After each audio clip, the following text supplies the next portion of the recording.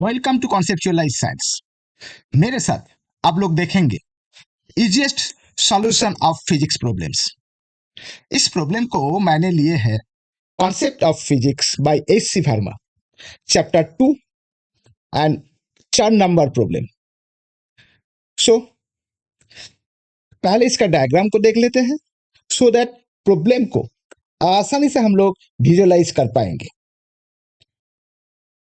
तो यह है एक्स एंड वाई एक्सिस। इसमें मैंने एक वेक्टर ले लिया जो है वेक्टर ए, और उसके साथ और एक वेक्टर ले लिया जो है वेक्टर बी, और ये वेक्टर का एक्स एक्सिस के साथ एक कोऑर्डिनेट है एंड वाई एक्सिस के साथ भी और एक कोऑर्डिनेट है, और ये बी वेक्टर वो भी एक्स एक्सिस के साथ एक कोऑर्डिनेट है और वाई एक्सिस के साथ भी एक कोऑर्डिनेट है। अभी इस प्रॉब्लम को देखते हैं। So let A vector, this is the 4i cap plus 3j cap, and b vector 3i cap and 4j cap. So find the magnitude of a vector, b vector, a vector plus b vector, and a vector minus b vector. So let's see the solution of this problem. तो पहले problem को समझ लेते हैं। सो ये जो a vector, यह ये वेक्टर a और इसका है 4i cap, ये x axis. This i cap means unit vector in x axis, so we can write down here this is a i cap, और ये j cap means the unit vector in j axis, so this is the j cap. So ये a vector का means this is a 4i cap means this is a 4 unit, and this is a 3j cap means this is a 3 unit, and this b vector means this is a 3i cap means this is a 3 unit, and this is a 4j cap means this is a 4 unit. तो अभी इसका a vector का हम लोगों को magnitude निकालना है और b वेक्टर का मैग्नीट्यूड निकालना है और a vector plus b vector का मैग्नीट्यूड निकालना है। तो ये हमने parallelogram laws of vector addition से भी निकाल सकते हैं। तो ये आएगा ऐसे, और ये जो a vector minus b vector, इसी को भी हम लोग पैरेललोग्राम लॉज ऑफ वेक्टर से भी निकाल सकते हैं। तो अभी इसको पहले हम लोग विजुलाइज करते हैं। तो ये है ग्राफ, और this is the vector B, और ये जो वेक्टर है इसको हम लोग इस तरीके से भी लिख सकते हैं। थोड़ा इस पेन का मैंने कलर को चेंज कर लेता हूं so that we can easily understand. So this is the 4j cap plus 3i cap. So means this line is goes to up to this 3, and this is a 4j cap. So this point up to this 4. So this is a y axis and this is a x axis. अभी जो है vector, यह है vector 4i cap plus 3j cap. तो इसका meaning है ये जो 4 ये यहां पे होगा, और ये जो j 3j cap मीन्स ये यहां पे होगा। तो अभी इसका जो एडिशन, वो एडिशन कैसे आएगा वो भी देखते हैं। तो मैंने इसको parallelogram laws of vector addition से करेंगे। तो मैंने यहाँ पे एक लाइन ड्रॉ किया जो इसी लाइन के साथ ये जो वेक्टर बी है इसके साथ पैरेलल है, और दूसरा जो लाइन मैंने ड्रॉ किया वो है वेक्टर ए के साथ पैरेलल, और इसका जो डायगोनल होगा this is the vector A plus vector B का मैग्नीट्यूड। सो दिस वन होगा vector A plus vector B का मैग्नीट्यूड। तो हमने इस प्रॉब्लम को ऐसे भी सॉल्व कर सकते हैं, और इस प्रॉब्लम का सॉल्व करने का और एक दूसरा मेथड भी है। वो क्या है, वो देखते हैं। तो ये है मेरा डायग्राम। सो ये जो वेक्टर ए है,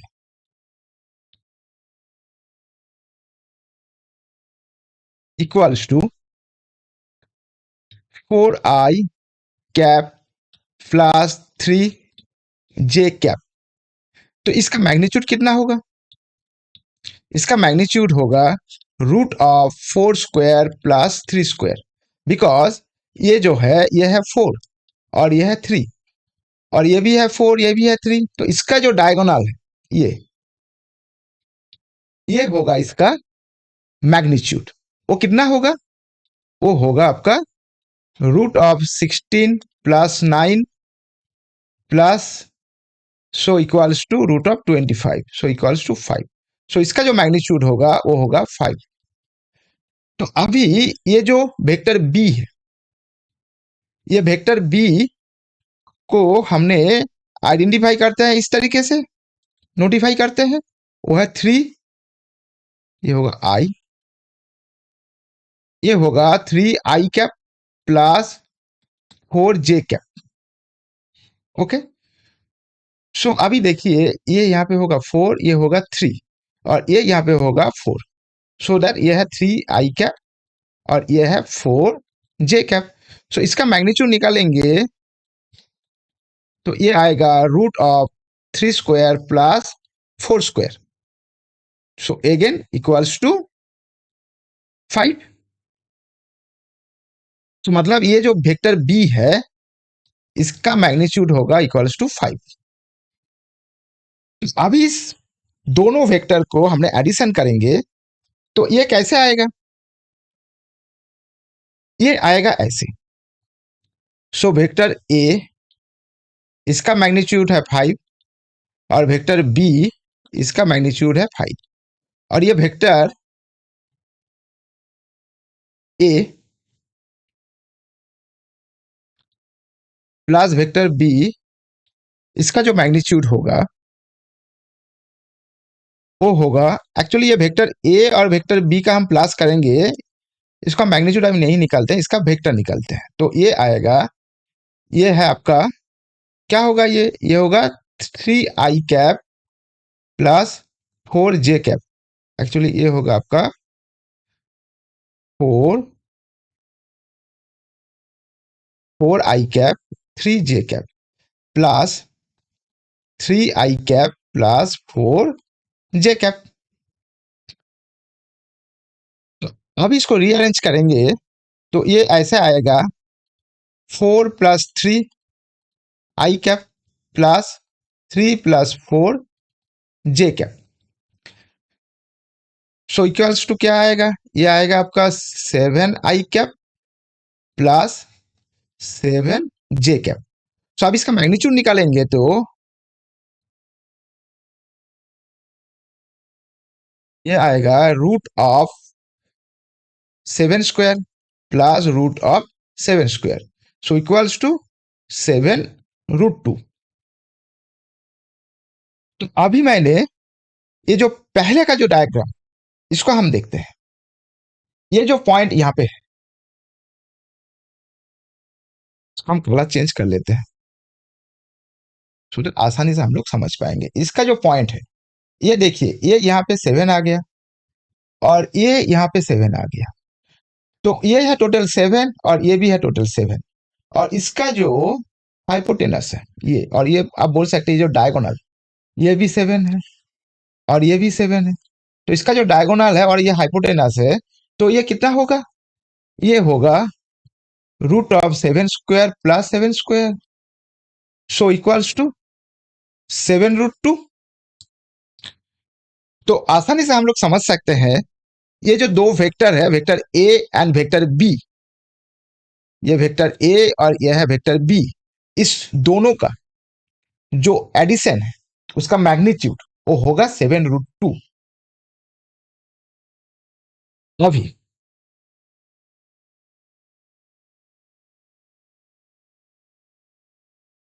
अभी इसका vector A minus vector B, इसका मैग्नीट्यूड निकालना है। तो ये है वेक्टर ए और ये है वेक्टर बी, यह वेक्टर माइनस बी। ये माइनस जो है इसको हमने ऐसे तरीके से भी लिख सकते हैं, vector A plus vector minus B इस ब्रैकेट का अंदर में होगा। सो ये माइनस का मतलब है ये वेक्टर इस साइड में था, लेकिन ये जब माइनस हो गया तो इसका ये ऑपोजिट साइड में हो गया। तो अभी इस दोनों वेक्टर का हम लोगों ने एडिशन करेंगे और उसका मैग्नीट्यूड निकालेंगे, मतलब ये vector A plus minus vector B, this one. तो ओ क्या आएगा, इसको हम पैरेललोग्राम लॉ से देखेंगे तो इसका जो मैग्नीट्यूड आएगा वो है ये, यहाँ पे ये वाला जो है ये है इसका मैग्नीट्यूड। अभी देखते हैं उसको हमने कैसे निकालते हैं। तो ये है vector A equals to 4i plus 3j, और ये जो है वेक्टर बी ये है आपका 3i प्लस 4j। सो ये vector A minus vector B ये होगा तो क्या होगा, ये होगा आपका 4 - 3i प्लस 3 - 4j। यह है एक्स एक्सिस और यह है वाई एक्सिस। एक्चुअली इस एक्स एक्सिस में क्या होगा, ये होगा आई कैप यूनिट वेक्टर इन एक्स एक्सिस, और यह है जे कैप, यह है यूनिट वेक्टर इन वाई एक्सिस। तो ये क्या आएगा, ये आएगा 1i प्लस -1j। अभी इसका मैंने मैग्नीट्यूड निकालूंगा तो ये आएगा vector A minus vector B mod of, so equals to root of 1² plus -1 whole square, so equals to √2। ये तो हो गया सिंपल तरीके से जो हम लोग जो वेक्टर का जो मैग्नीट्यूड कैसे निकालते हैं। अभी इसको मैंने parallelogram laws of vector addition से देखेंगे तो ये आएगा आपका ऐसे, ये इसको पकड़ते हैं r, so equals to root of a² plus b² plus ये होगा यहाँ पे माइनस, ये होगा -2ab cos थीटा। अब इस cos थीटा को कैसे निकालेंगे, वो भी हम लोग ऐसे निकाल सकते हैं। ये जो है ये जो एंगल है ये सब कुछ पकड़ लिया, इसको पकड़ लिया अल्फा, और ये जो एंगल है इसको पकड़ लिया बीटा। तो ये अल्फा इक्वल्स टू क्या होगा, tan इनवर्स, ये है 3 और ये है 4, सो 3/4, और अल्फा इक्वल्स टू आएगा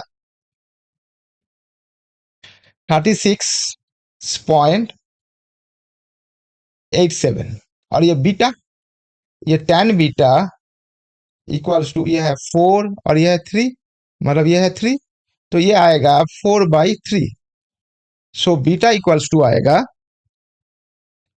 53.13। तो अभी ये बीटा माइनस अल्फा, सो ये आएगा इक्वल्स टू 53.13 माइनस 36.87। तो इसको हमने कैलकुलेट करेंगे तो ये आएगा आपका 16.26। तो ये जो अंदर का जो एंगल है ये सपोज है theta, so this theta equals to 16.26 degree. अभी इसको मैंने parallelogram laws of vector addition से भी करेंगे तो ये वैल्यू जो है ये आपका सेम आएगा।